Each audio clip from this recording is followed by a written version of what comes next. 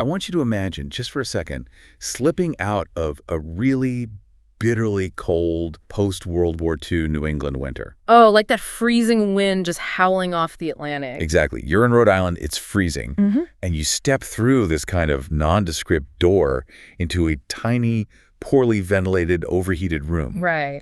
And inside, you don't find, a standard theater audience. You find a room that's just packed with local businessmen, maybe a doctor, an insurance salesman. The local undertaker. Yes, literally, the local undertaker. And they're all shrugging off these heavy wool coats, rubbing their hands together, all bound by this magnificent, almost obsessive shared passion. Which is magic. Magic.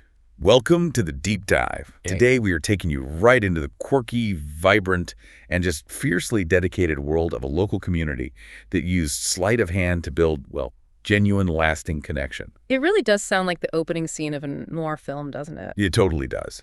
But this was a very real sanctuary for a very specific group of people. Yeah, people who are just trying to navigate life right after the Second World War. Right. And our sources today are this fascinating stack of old trade dispatches from the 1946 and 1947 issues of the Linking Ring. Which, for those who might not know, was, and actually I think still is, the official publication of the International Brotherhood of Magicians. The IBM. Yeah. And our mission today is to explore exactly how this one local chapter, the William E. Baker Ring, number 44 of Rhode Island, how they operated. And we really need to keep that post-war timing in mind. Definitely. Because the war has just ended, men are returning to civilian life, the economy is totally shifting, and there is this massive collective hunger to reconnect, To find a community again. Exactly. People were desperate to rebuild civic communities and, frankly, just to experience a sense of innocent wonder after years of just horrific global trauma. Yeah. Well, and through these old magazine pages, we're going to look at their specific activities. And I cannot stress this enough, utterly bizarre stage personas. They are so weird. So weird. And you can see how sharing secrets essentially became the ultimate social glue for them. The physical heart of this whole operation was a place called Baker's Miniature Theater. Right, on Observatory Avenue. Yep.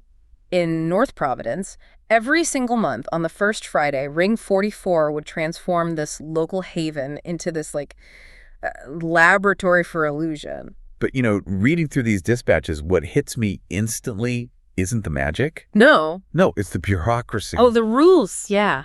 It is wild. They ran this club with the intense, rigid precision you'd expect from, a corporate board. It's meticulously detailed in the magazines. Like in early 1947, Jimmy E. Glanville is the president. Okay.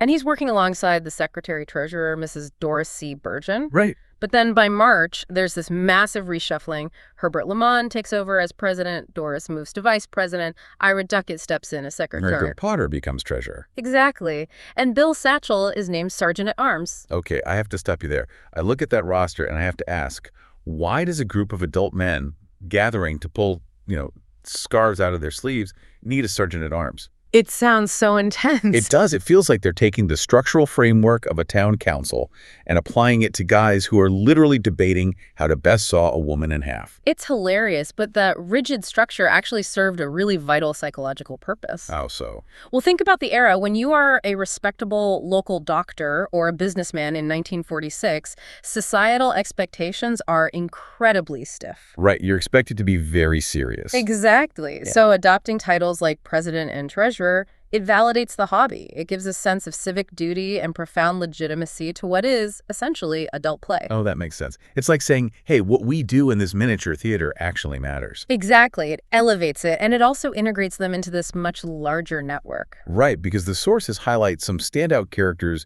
who held serious weight way outside of Providence. Yeah, like H. Adrian Smith. Yes, yeah. H. Adrian Smith. He's a stalwart member of Ring 44.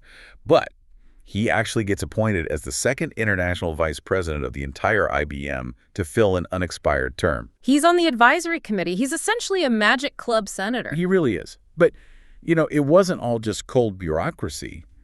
The dispatches also reveal this really genuine emotional support that was woven into that network. Oh, for sure. Like with Everett E. Ingram. The guy from Westerly? Right. He was the territorial vice president. And the magazine notes that he took a nasty fall on an icy pavement and ended up in the hospital. Which, in a New England winter, is no joke. Not at all. But the club didn't just record this as a sterile fact. The updates show the ring actually checking in on him, tracking his recovery. The roster was basically a safety net. Which is really touching, though I have to say, my absolute favorite character in these membership updates is AAA Allman. The man with the 4 A's. Yes. First of all, this guy holds membership number 420. Which is incredibly low. Right. In an organization that scales to tens of thousands of members worldwide, having number 420 is like having a single-digit license plate. It's the ultimate street credibility for a magician. It really is. And the columnist makes this very specific, incredibly era-appropriate joke about Allman. Oh, the New Deal joke. Yeah. They call him the man with the 4 A's, and they literally note that he had 4 A's in his name well before Roosevelt and the New Deal ever thought of making alphabet soup trendy. It's such a sharp little cultural time capsule. A total jab at FDR's government agencies. But it's fascinating because this intense need for order, the titles, the voting, the meeting minutes, it creates this amazing contrast. Because of what happens on stage. Exactly. The moment you look at what they were actually doing on that miniature stage, all that polite, buttoned-up bureaucracy goes completely out the window. It really does. The performance notes in the linking ring are just wild. They aren't just showing off basic, pick-a-card parlor tricks. No, they are executing incredibly complex, highly visual illusions that require intense technical skill. Okay, take Bill Satchel, right? The guy they named Sergeant-at-Arms. The milk penetration. Yes. He performs this illusion called the milk penetration. The mechanics of this are just wild to think about. It's a tough one. So he places this solid 4-inch fiberboard over an empty glass. Right. Then he rests a full glass of milk on top of that solid board. And visibly, right in front of everyone, the milk vanishes from the top glass and appears in the bottom glass. Straight through the solid barrier. Exactly. And you have to understand, a liquid illusion like that is physically unforgiving. Oh, I bet. It requires absolute precision apparatus and flawless timing. If a mechanism catches, or if your angle is just slightly wrong... You just end up with a puddle of milk all over the stage. Exactly. It's high stakes. But then you have other guys approaching magic from a completely different, non-physical angle, like Bill Wallace. Oh, the marvelous memory act. Yeah. No fancy props, no hidden compartments. He just stands there and memorizes the exact locations of every single red and black card in a perfectly shuffled deck. Which is hard enough on its own. Right. But then he follows it up by standing on stage and executing this dizzying 20-number subtraction and addition test. See, Wallace's act sits right on the borderline of mentalism. Totally. The audience is captivated not because they believe he has, literal magical powers. He's not a wizard. Exactly. They're captivated because they are watching the human brain being pushed to an absolute limit. Cognitive endurance becomes its own form of magic. That's a great way to put it. And some of these guys were so good, they were actually using this local club as a launch pad. Oh, like Fred Foshee? Yeah. Fred, along with his wife Lillian, they performed as Marco and Maja. The surface note, they were actually leaving town to go pro with the famous John Calvert show. Which is huge. Yeah. But before he leaves, Fred gets up and performs this impersonation of the legendary illusionist Blackstone doing the 6-card repeat. He is basically showing off his technical chops by mimicking a master. Exactly. So we have liquid disappearing, cognitive gymnastics, homage performances. But out of all these distinct styles, there's one performer who I think entirely redefines the relationship between the stage and the audience. I know exactly who you're going to say. Charlie Freites. Charlie Freites, the eccentric to end all eccentric. He is fascinating. So, by day, Charlie is an undertaker. Right. He literally deals with death, grieving families, mortuaries. But by night, he gets on stage at Baker's Miniature Theater and performs a comedy magic act. Such a wild pivot. It is. He does classic tricks like the handkerchief to egg or some mind reading, but he leans entirely into his morbid day job. He doesn't hide it at all. No. His official stage motto, and this is printed in the sources, is make your selection while you're still alive. Wow. Yeah. He refers to his act as a layaway plan, and then inexplicably, he incorporates barnyard imitations into the routine. Which just adds a whole other layer of absurdity. But, incorporating a profession as universally dreaded as an undertaker into an illusion act, it's actually a masterclass in audience psychology. Wait, how so? Well, magic relies on deception, right? The audience knows you are actively trying to fool them, so their defenses are naturally up. They're looking for the trick. They're scrutinizing everything you do. Right, so it's this brilliant pressure valve. Charlie walks out, and instead of pretending to be this untouchable mystical wizard, he basically says, look, I embalm bodies for a living, so let's laugh at the existential dread of mortality while I pull an egg out of this cloth. He just names the elephant in the room. Exactly. He breaks the tension. The morbid reality of his day job makes the harmless deception of the magic trick feel incredibly disarming. That makes so much sense. Comedy is arguably the most effective tool in a magician's arsenal, and Ring 44 had performers exploiting it from completely opposite extremes. Like, look at John L. Frides. Right, and the sources are very careful to note that John is not Charlie's father, despite having the same last name. Right, they call John Linguistia. Linguistia. Mm-hmm. And he approaches comedy from the absolute inverse of Charlie's morbid irony. Completely different style. John performs tricks like stretching a rope and mental addition. Yeah. But his defining characteristic is his delivery. He is relentlessly deadpan. He never cracks a smile. Never. Yet the magazine reports he leaves the entire audience in stitches. I can picture it perfectly. The contrast is what makes it work, you know? Yeah, you have a man standing there with the stern, unyielding expression of, like, a bank teller. While inexplicably stretching a rope to impossible lengths. Or producing a live rabbit. The audience is forced to laugh because the stoicism just does not match the absurdity of the visual. The psychology behind both Charlie and John shows this really deep understanding of human nature. But these performances weren't just about mastering audience psychology. No, definitely not. The tricks, the illusions, the comedy, they were simply the currency of a much broader social exchange. Because they certainly didn't stay cooped up in North Providence. No, they traveled. The cross-pollination is really impressive. The dispatches detail Ring 44, packing up all their apparatus and traveling to Worcester, Massachusetts to put on a show for Ring 33. And they hosted a reciprocal event too, right? Yeah, they dubbed it New Bedford Night, where the Magic Wand Club of New Bedford came down to Providence to entertain them. You know, that level of interclub travel in a 1940s New England winter, that is no small feat. Hauling all that gear. No way. It requires coordinating transportation, hauling very delicate props, and dedicating a significant amount of time. It really proves that the desire for fellowship extended far beyond their own city limits. And they weren't just performing for other magicians either. In the spring of 1947, members Jimmy Glanville, Clarence Coley Coleman, and William E. Baker traveled to the U.S. Naval Hospital in Newport, Rhode Island, to entertain hospitalized veterans. Which is amazing. You have to keep the context of 1947 in mind here. The wards of a naval hospital at that time are filled with young men dealing with catastrophic physical injuries. And just profound trauma. Exactly. So the Ring is deliberately taking their craft into these spaces of deep suffering.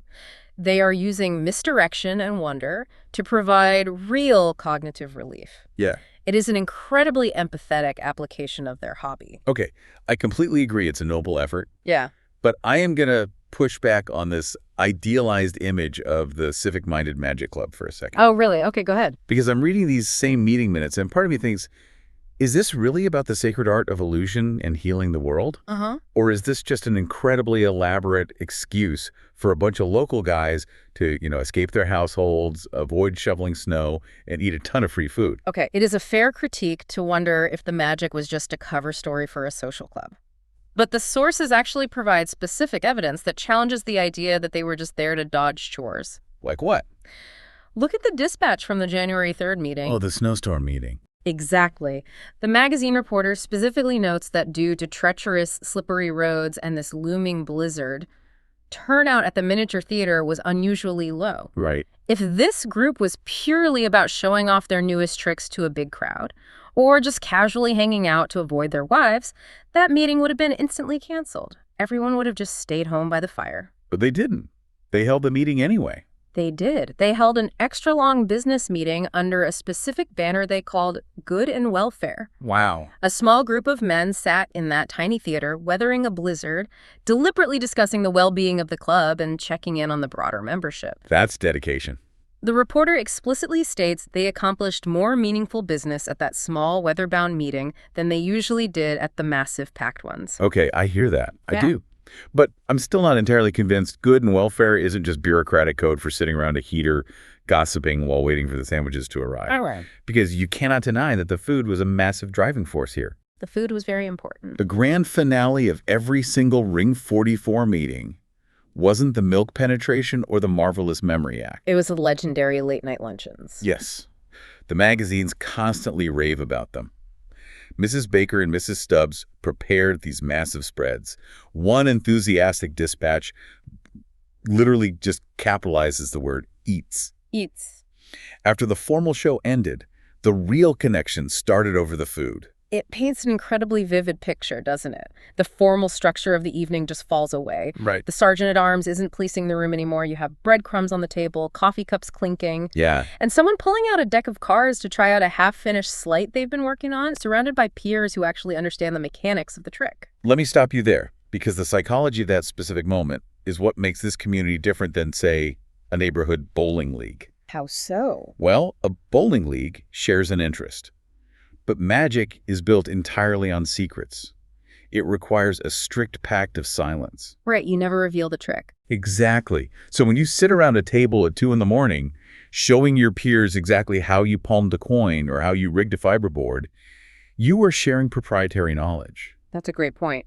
That shared secret creates an inherent, profound trust that you simply don't get from just throwing a bowling ball down a lane together. That is a crucial distinction. The illusions got them in the door, but the vulnerability of sharing how the illusions worked, trusting each other with the hidden mechanics of the deception, is what actually bonded them. Yeah. The food, the snowstorms, the visits to the hospital, all of it was built on a foundation of mutual trust required by the art form itself. And those impromptu secret-sharing sessions over Mrs. Baker's sandwiches lasted into what the magazine romantically calls the wee small hours. The wee small hours. It wasn't about the spotlight or the ego anymore. It was just pure, unadulterated shared joy. It really forces you to look at a stack of dry trade magazines from 80 years ago and realize, wow, you are reading the blueprints for genuine human connection. We stepped into 1940s Rhode Island and found a world where morticians dealt with death. Through comedy, local businessmen pushed their minds to the absolute limit just for the thrill of it, and a blizzard was literally just an excuse to hunker down and care for the good and welfare of your friends. The post-war era absolutely demanded a return to innocent wonder, and Ring 44 provided it. But looking at their dedication actually raises an entirely different question for us today. Oh, what do you mean? Well, in the 1940s, magic was an antidote to the harsh, rigid realities of a world recovering from war. It provided necessary mystery. Right. Today, you and I live in a hyper-informed, algorithm-driven era.